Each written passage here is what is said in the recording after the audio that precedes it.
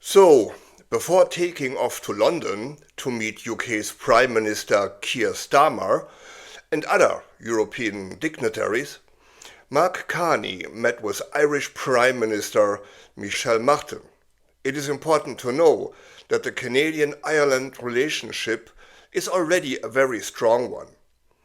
And Trump's Tariffs BS has not impacted this relationship a bit, as far as substance goes.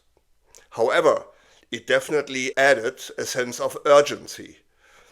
But the great thing to know is that our trade with Ireland has traditionally been a very strong one, and even doubled thanks to the Canadian-EU trade deal. The US trade war just confirms that both countries need to stay close to like-minded partners.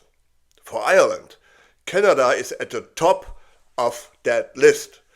Plus, Ireland will soon formally ratify CETA, Canada's trade agreement with the EU, and immediately send a high-level trade delegation to Canada. And as the US market is becoming trickier, this does not make Canada less attractive as a trading partner for Ireland. Quite the opposite. Both countries building a lot new infrastructure like the new metro in Dublin, and there are tons of opportunities for companies of both countries to work together. And Canada, under Carney's leadership, is a fantastic place to do business for any country, including Ireland. CETA alone has already doubled trade between the two countries, but a formal ratification by Ireland is just an additional commitment. Trump's recent disastrous approach to trade has clearly accelerated a broader strategy effort for Europe to get away from the US as quick and as far as possible, and strengthen ties with like-minded democratic partners instead. And there will be huge opportunities for Canada as Ireland will assume presidency of the EU Council in 2026, as Ireland is determined to act as a bridge, deepening the overall Canada-European partnership. I'm sure we will hear much more good news coming out of the Canada-Ireland friendship. After Carney said goodbye to Martin, he flew to London, where he met with UK's Prime Minister Keir Starmer to continue talking trade and security. Those 4 days won't be easy for Carney, because his dance card is pretty full. He's already sat down with leaders of Australia, Spain, Denmark, and Iceland. It really feels like we're seeing a big shift in strategy. I think the goal for Carney is to make new friends and tighten up relationships with the old ones. A lot of this is because of the trade war the orange idiot has unleashed upon the world, which forces most countries to do this look around. It's going to be a long process, for sure. Canada must basically rewire how we do business with the world, such as Europe. And folks like the British and Australians look like really good options. Carney will be there from Thursday till Sunday and even gets to watch a high-profile women's rugby match between Canada and England. When it comes to the UK, Mark Carney knows its way around from his Bank of England days. That is a huge advantage to have, as the US has become unpredictable. And Carney, he has made it clear there is no going back to how it was before. The fascist gangster in the House of Horrors has spit in a lot of faces around the world. And now, all those countries are getting together in London, basically wiping their faces and saying, okay, what's our next move? They have to figure out new strategies for trade and who their real allies are. Those are mostly progressive, center-left governments, and Europe is a natural place to start talking because it's such a huge diverse market. And as I said before, eventually the US will realize their currently approach hurts them the most and they will trying to change directions. But for now, Carney is doing exactly what he needs to do, build a stabler, more robust trading environment for everyone. But we all know that it will take some time. It can't be done in a month or two. But I think Canada actually has a pretty strong hand to play. We are in the NATO, we have already great deals with Europe, we have trade deals with the Asian Pacific region, we've got amazing resources and coastlines on both oceans. But part of this new approach is about Canada doing more with our new resources here at home, instead of just shipping them south, discounted of course. And our manufacturing sector is big too, but it has taken a real hit lately because of Trump tariffs. So our Prime Minister chatting up other leaders isn't just a nice trip, it's absolutely essential for our economic future. And of course, Mr. Maple MAGA, Pierre Poilievre, and others in his club now telling us that Carney's international trips are nothing but ego blasting and a huge waste of money. Now that is so typical of any kind of opposition. You know, being the opposition is so flippin' easy. You don't have to prove anything. You can just make shit up. Make the most outlandish claims. You can have the most meaningless slogans. Bring it home, baby.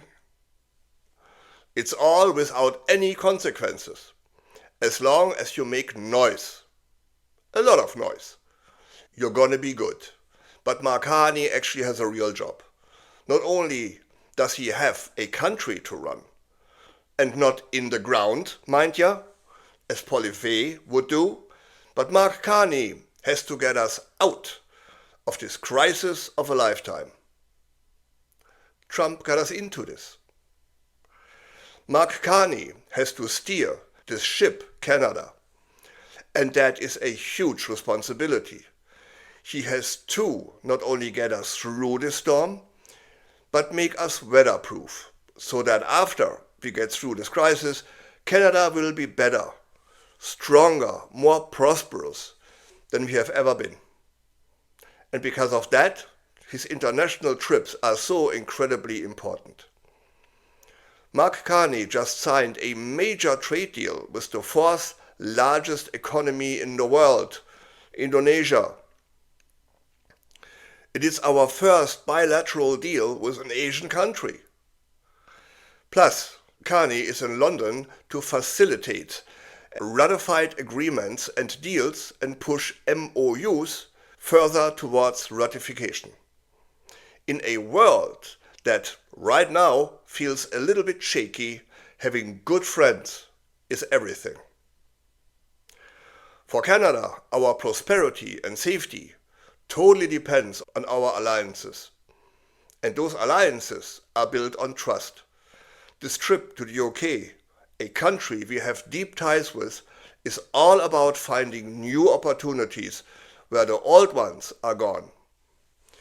And keep in mind that most of our trades with the UK are already covered by a pretty good trade agreement. There are just a few details left to sort out. Plus, London is a global financial hub, so it's a perfect chance for the Prime Minister to get business leaders excited about investing into Canada. And by meeting those leaders, like from Spain, Australia, and so on, He's building a whole new network of connections for Canadian companies. And Mark Carney, smart as he is using public money to attract private investment for big projects and big returns.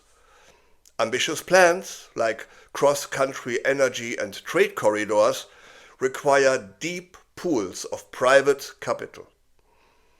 When the Prime Minister can persuade global investors to choose Canada, now that's a powerful endorsement of our economic stability and potential. This directly translates into job creation and prosperity for Canadians. So yes, big plans need big partners. When the Prime Minister can get international companies to believe in Canada, that means job growth for people here. That's a huge part of his job, while Paul Ouvre's job is just to make lots of noise and prove that he really is the joke we have come to expect.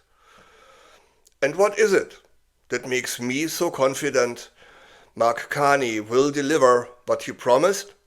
Well, first off, I'm a huge fan of the idea that education and education-specific experience matters.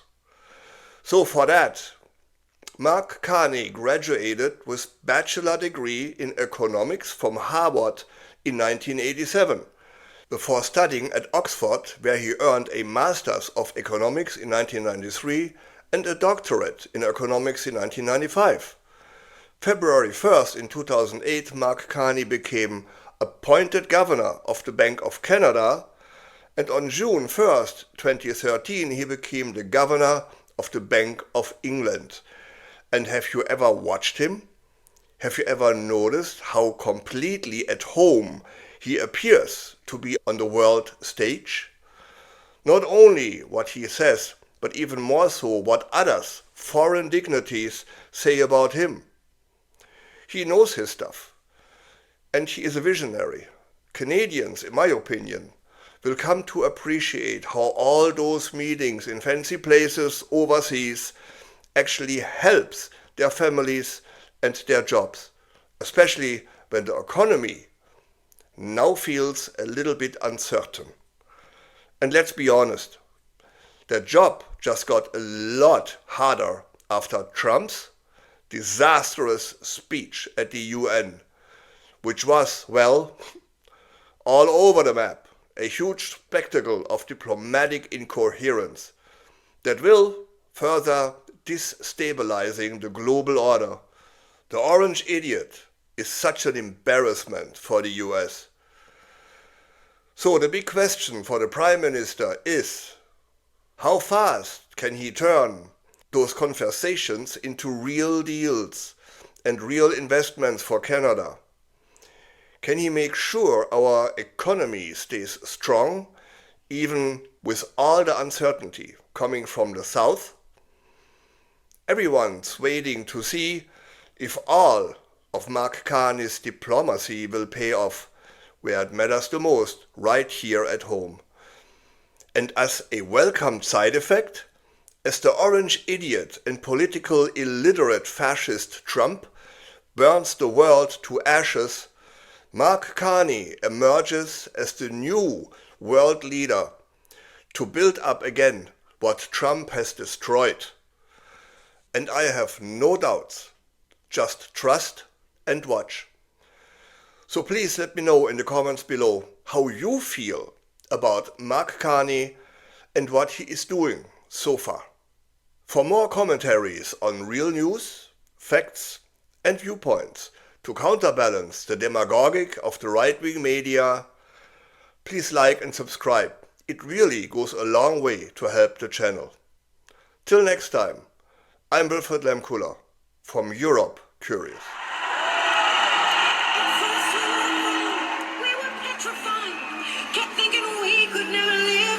You by our side, and we spent so many nights thinking how you did us wrong. Now we've banded all together. Your tariff made us strong, and so you know you're not so great. There's not a snowball's chance in hell will be your 51st state.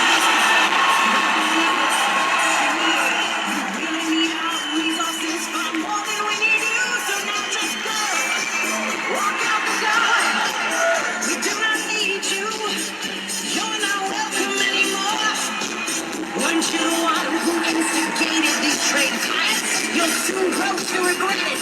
When we turn out your lights, stand together. We will survive. As long as we can think and work, we know we'll stay alive. We have all we really need. We can live without your greed. We will survive. We will survive. There's been a shame. It's time anew. We're not that fledgling little country still in awe of you. We are now a nation proud that is happy to be free. You didn't realize you gave us our own identity, so now just go.